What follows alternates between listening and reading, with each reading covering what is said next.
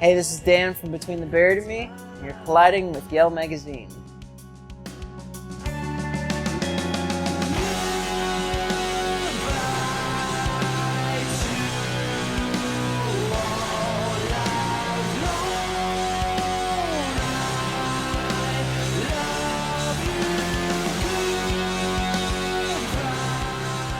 You know, the band kind of developed at a time where there was a lot of music coming out of North Carolina in the underground, hardcore, metal, and whatever, rock kind of world. And for me, growing up in Pennsylvania, I was familiar with all the bands pre-Between the Buried and Me, which is like Tommy and Paul's old band Prayer for Cleansing, this band Undying, Code 7, and there was just Hope's Fall, another band. And so there's just all these bands that were kind of exploding out of there.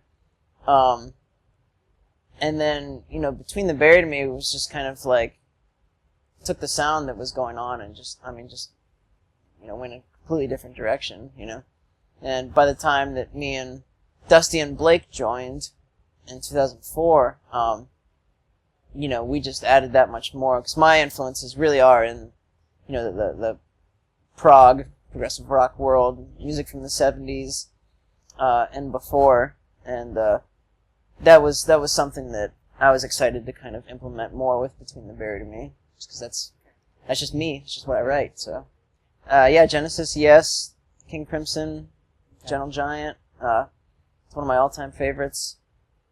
Rush, of course. We're in Canada, you need to say that, yeah. Yeah, so much, and that bleeds into like the fusion and stuff from the 70s, which is something that I'm very passionate as well about, and I have another band that kind of explores just that whole side, but that style of playing, like even on guitar for like Mahavishnu Orchestra, John McLaughlin, whatever. There's a lot of lines and licks in that. There's are things that have influenced Between the Buried and Me, both Paul and myself, a lot. Prog metal a little bit longer sometimes. How do you decide your set list when you play a 45-minute set? Well, it's hard. It's there's like a few that just kind of naturally jump out, and I'm actually the one who documents all of our sets for every tour and everything that we do. So I've got a big log on my computer, and I can kind of reference and be like, okay, well, last time that we went out on a support tour, this is what we played. Last time we headlined, this is what we played.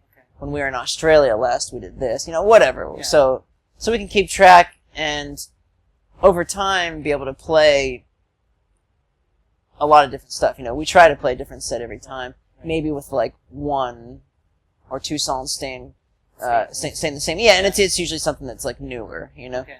Like the last thing we released was a 3-song EP, so that was throughout that touring cycle, you were gonna hear one or two of those songs. Like they just weren't gonna go away. Would you characterize your sound as pop? No, not at all.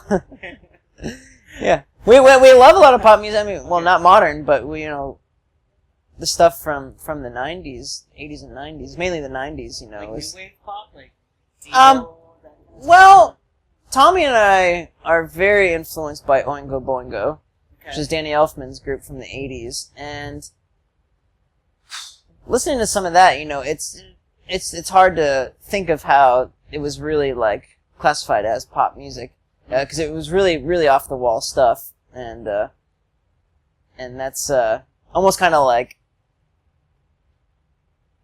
hyperactive Zappa stuff, but played on like an electronic type setting, and just really wacky and like I don't know, that kind of stuff in the 80s I was really into, and then of course like the alternative rock from the 90s. That's what we grew up with, big time. So Nirvana, I mean, the list goes on. Collective Soul, all those bands. I mean, that's all that stuff. We love it.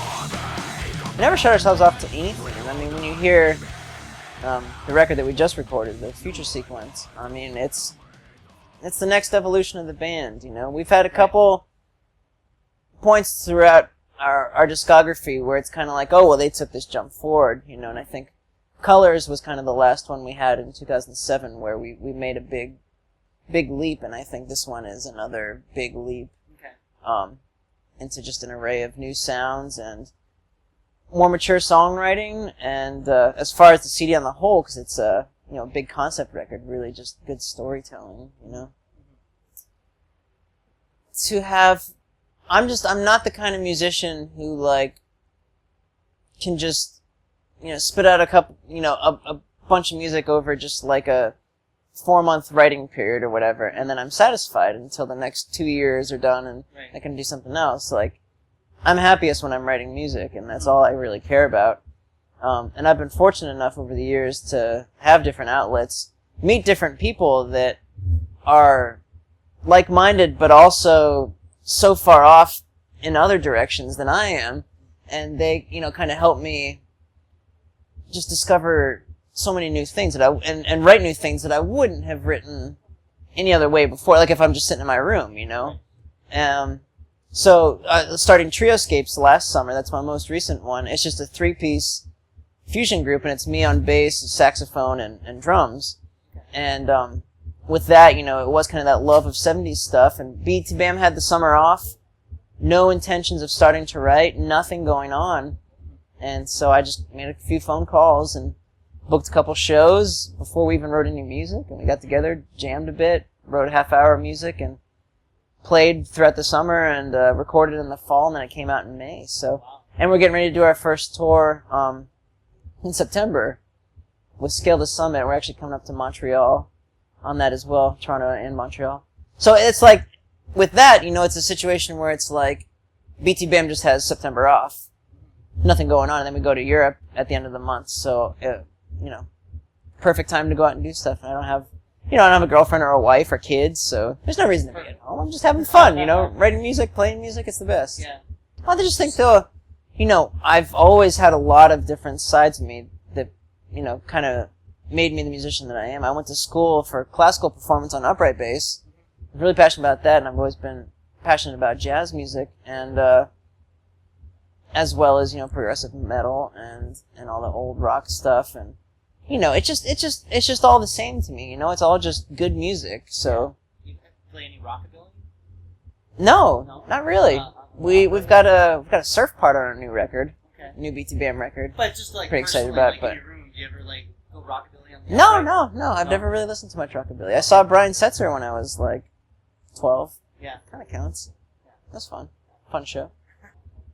I'm heading out with Trioscapes for a bit up the East Coast, and then BT Bam goes over to Europe. So actually, I guess maybe we are playing the Czech Republic over there. Really? I don't know. We'll see. Are you nervous about that? I mean, I'm sure your audience isn't the same as like a Lamb of God audience. It's not, but we did a tour with them, and our guitarist Paul actually filled in on a South American tour for their, weirdly kind of hit close to home, and it was just a bizarre situation. No one, right.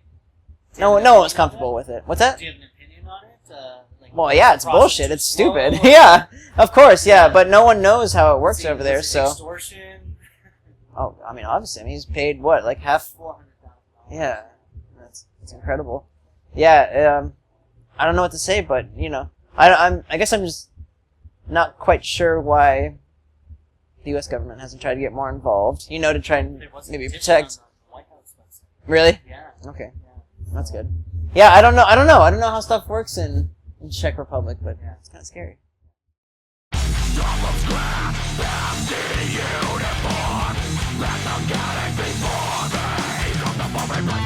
We will not be